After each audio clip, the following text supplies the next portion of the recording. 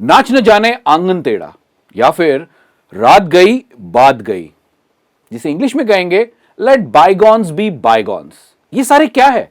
English के idioms है।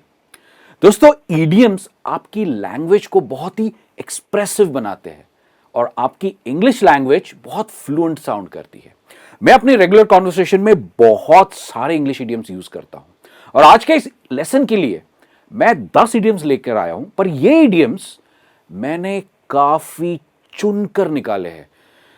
मैं आपको कह सकता हूं कि YouTube के किसी भी वीडियो में ये इडियम्स आपको नहीं मिलेंगे। तो चलिए करते हैं लेसन की शुरुआत और सीखते हैं 10 इडियम्स जो बहुत ही इंटरेस्टिंग है, बहुत ही खास है।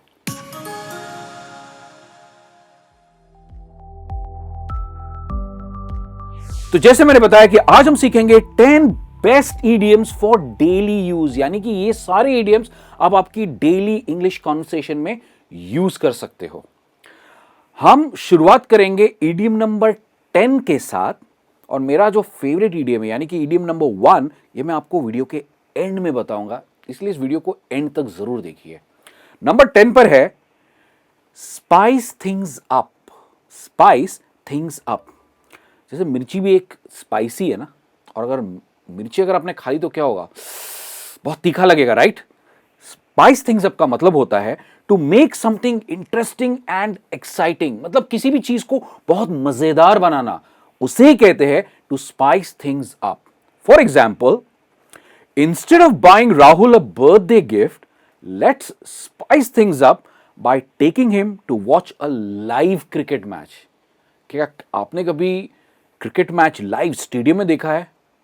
मजा आता है, वो वाइब भी अलग होती है, जब क्राउड चिल्लाता है वो एक अलग ही मजा होता है। तो राहुल को सिर्फ बर्थडे गिफ्ट देने से अच्छा उसे मैच की टिकट्स देते हैं, यानी कि उसे ले चलते हैं स्टेडियम में मैच दिखाने के लिए। दोस्तों, नंबर 9 पर है बटर अप।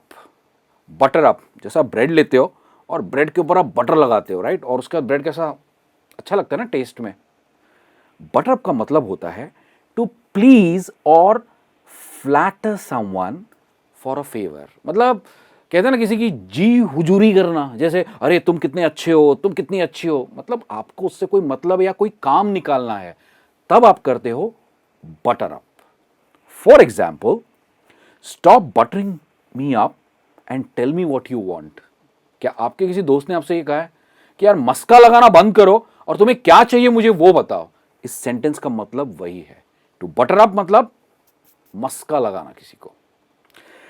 इडियम नंबर 8 है फूड फॉर थॉट। बहुत ही बढ़िया इडियम है, फूड फॉर थॉट, जिसका मतलब है something that makes you realise और थिंक केयरफुली। समझ लीजिए आपने एक बुक पढ़ी या कोई एक मूवी देखी और उस मूवी ने या उस किताब ने आपको सोचने पर मजबूर कर दिया। होता है ना ऐसे, कई बार हम कोई एक YouTube वीडियो देखते हैं और हमें सोचने पर मजबूर कर देता है। इसका मतलब वही है फूड फॉर थॉट।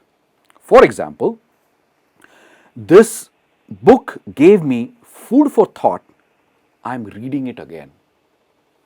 इस बुक ने, इस किताब ने मुझे सोचने पर मजबूर कर दिया है और मैं इसे दोबारा पढ़ना चाहती हूं या चाहता हूं। है कि नहीं? बहुत बढ़िया आइडिया। आप फूड फॉर थॉट यूज करके एक सेंटेंस मुझे कमेंट्स में लिखकर बताइए, ताकि आपकी भी प्रैक्टिस हो और आप इसे आपकी रेगुलर कॉन्वर्सेशन में यूज कर पाओ।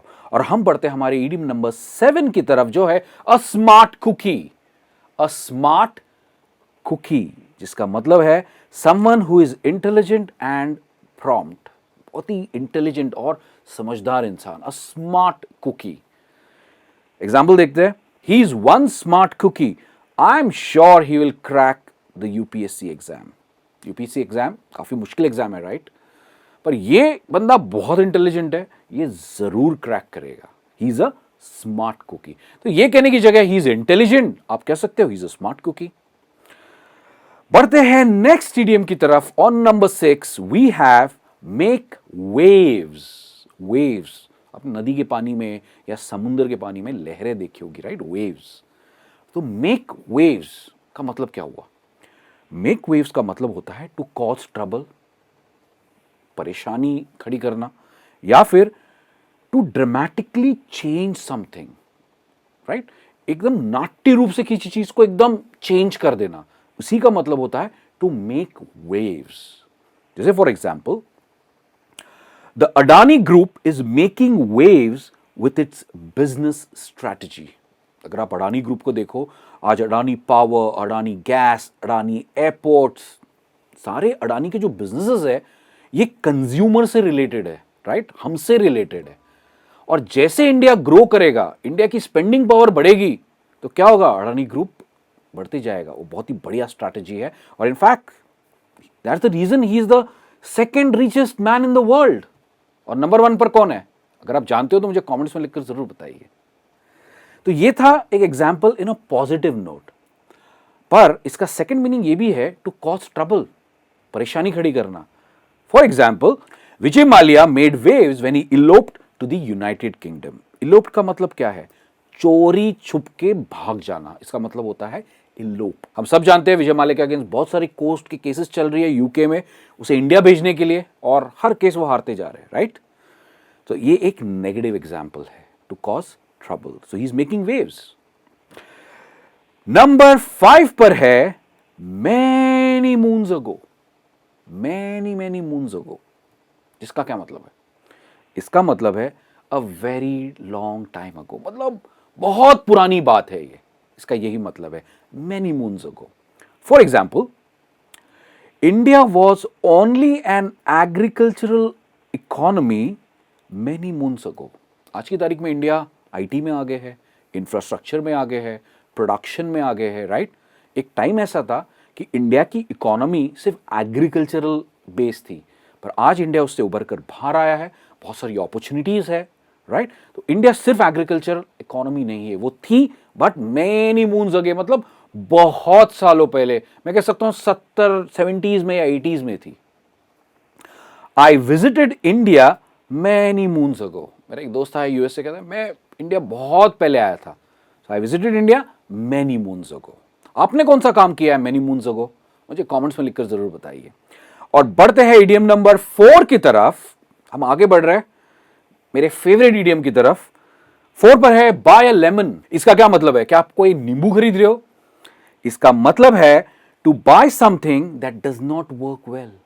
आपने कोई चीज खरीदी, अनबॉक्सिंग की, अभी वो चीज चल नहीं रही है या बहुत ही बेकार है, तब आप कहोगे to buy a lemon. Example देखिए, the phone looked good, phone बढ़िया था, and was packed with features, बहुत सारे उसके अंदर फीचर्स थे, इसलिए मैंने खरीदा। I had no way of knowing I was buying a lemon. पर एक्चुअली जब मैंने उसे यूज करना शुरू किया, वो हैंग हो रहा है, उसकी बैटरी बहुत जल्दी ड्रेन हो रही है। आई बॉट अ लेमन, मतलब एक नींबू खरीदने के जैसा था वो, टू बाय अ लेमन। तो ये कहने की जगह इट वॉज बैड, बकवास था, यू कैन नाउ से I bought a lemon.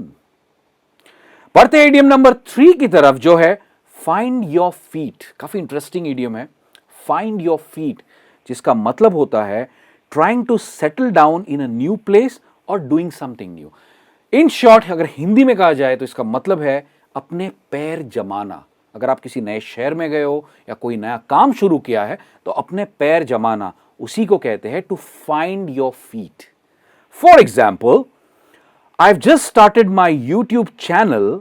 I am still trying to find my feet. लड़की कह रही है कि मैंने अभी अभी अपना YouTube चैनल चालू किया है।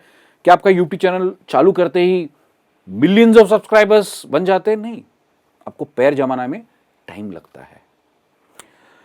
नेक्स्ट एग्जाम्पल है, I am trying to find my feet in Mumbai city, the city is so fast and buzzing. Mumbai में अपने पैर जमाने की कोशिश कर रहा हूं, मुंबई शहर तो बहुत ही तेज है। कहने का मतलब है कि मुंबई सिटी बहुत ही ज्यादा फास्ट है। इनफैक्ट मैं मुंबई में, almost I am born in Mumbai, और मुंबई सिटी जैसे वाइब नहीं है। ये सिटी कह सकते हैं बहुत ही जिंदा सिटी है, हमेशा चलती रहती है। It's a vibrant city. Number 2 पर है twist someone's arm. Twist someone's arm, इसका क्या मतलब है? इसका मतलब है to convince someone to do something they don't want to.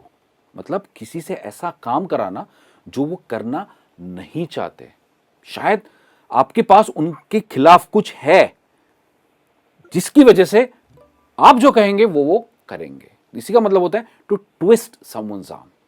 For example, I wasn't going to relocate to Pune, मैं पुणे शहर नहीं जाने वाला था कंपनी की तरफ से, but the boss twisted my arm and warn me of losing a promotion. Boss ने कहा अगर तुम नहीं जाना चाहते हो कोई बात नहीं, पर तुम्हें प्रमोशन नहीं मिलेगा in that case.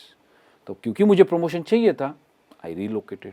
So what did the boss do? Boss ने क्या किया? He twisted my arm, right. और अब बढ़ते हैं नंबर 1 ईडियम की तरफ, जो मेरा फेवरेट ईडियम है, जो है sit tight. I hope you are also sitting tight. Sit tight का मतलब क्या होता है? सिट टाइट का मतलब होता है to be patient about something, धैर्य रखना। इसी का मतलब होता है टू सिट टाइट, पेशेंस रखना। For example, all we need to do is sit tight and wait for the investors reply. आपने एक पिच दिया है अपने स्टार्टअप का इन्वेस्टर्स के सामने, और अभी आपको क्या करना है? You have to sit tight, मतलब आपको पेशेंटली रुकना है उनके जवाब के लिए। नेक्स्ट है sit tight and keep practising English, you will become fluent. Patience रखो, आप जरूर इंग्लिश में फ्लुएंट होगे अगर आप रेगुलर प्रैक्टिस करोगे। तो ये था मेरा फेवरेट ईडियम। तो दोस्तों ये थे आज के 10 ईडियम्स, 10 इंटरेस्टिंग ईडियम्स। मुझे आप कमेंट्स में लिखकर जरूर बताना कि आपको ये ईडियम्स कैसे लगे, क्योंकि ये सारे ईडियम्स मैं अपनी रेगुलर कॉन्वर्सेशन में अक्सर यूज करता हूं। मैं आपसे जल्द मिलूंगा एक और नए इंग्लिश लेसन में। तब तक as usual sit tight and keep practicing English. Bye and take care.